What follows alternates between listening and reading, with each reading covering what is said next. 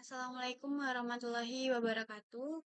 Perkenalkan nama saya Tia Manalisa dengan NIM 2023-14368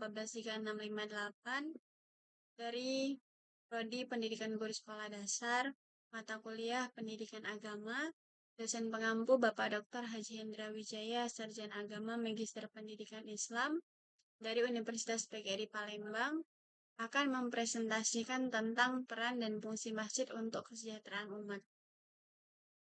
Pengertian masjid. Masjid merupakan salah satu dari sekian banyak unsur penting dalam pembinaan umat. Masjid adalah tempat beribadah, juga tempat berlangsungnya proses pendidikan.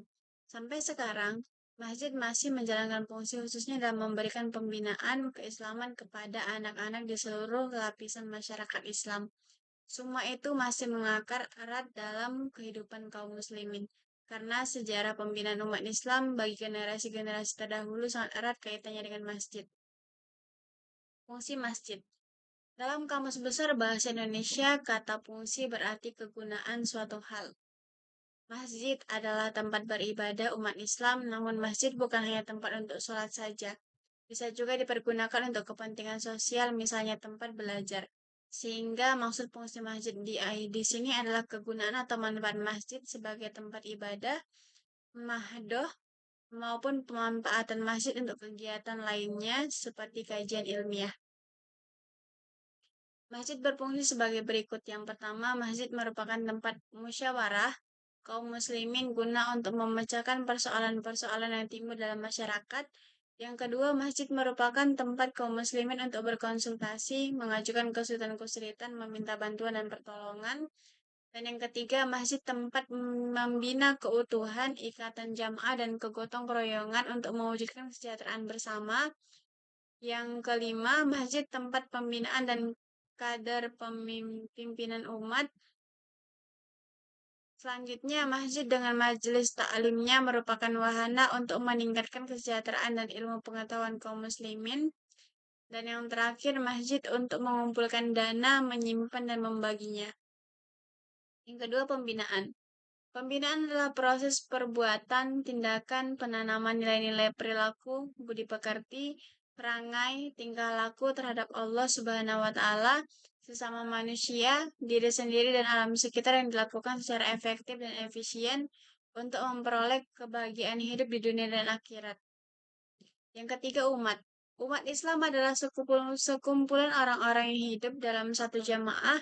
Pada suatu daerah tertentu, mereka beribadah mengamalkan syariat Islam dalam kehidupan sehari-hari seoptimal mungkin. Berdasarkan pada pengertian istilah di atas, dapat dikemukakan bahwa maksud dari judul tersebut adalah mengetahui fungsi masjid Baitul Ma'mur dalam mengadakan suatu kegiatan yang bisa membina dan mengarahkan umat supaya tercipta suatu masyarakat yang beriman dan bertakwa kepada Allah Subhanahu wa Ta'ala.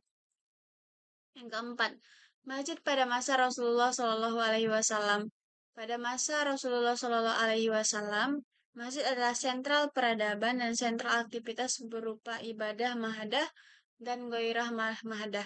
Lembaga masjid dapat berfungsi sebagai pusat untuk ibadah, pemberdayaan, dan pemersatu umat. Hal tersebut dalam rangka meningkatkan keimanan, ketakwaan, akhlak mulia, kecerdasan umat, dan tercapainya masyarakat yang adil dan makmur yang diridhoi Allah Subhanahu wa Ta'ala. Perlu adanya upaya untuk memakmurkan masjid terkait jamaah, sumber dana dan penggunaannya, serta kegiatan di masjid tersebut. Masjid juga berfungsi sebagai sumber belajar yang harus terus dikembangkan, dipelihara, dijaga, dan dikelola agar masjid tetap dijadikan sebagai pusat pendidikan Islam, agama, ilmu pengetahuan, politik kemasyarakatan, dan sosial budaya juga dibahas dan dipecahkan di lembaga masjid tersebut.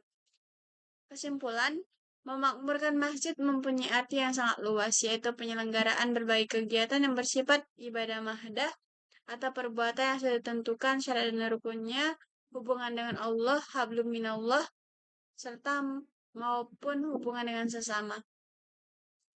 Baiklah, demikian penjelasan dari saya. Lebih dan kurang saya mohon maaf, kepada Allah saya mohon ampun. Wabillahi taufiq wal hidayah. Wassalamualaikum warahmatullahi wabarakatuh.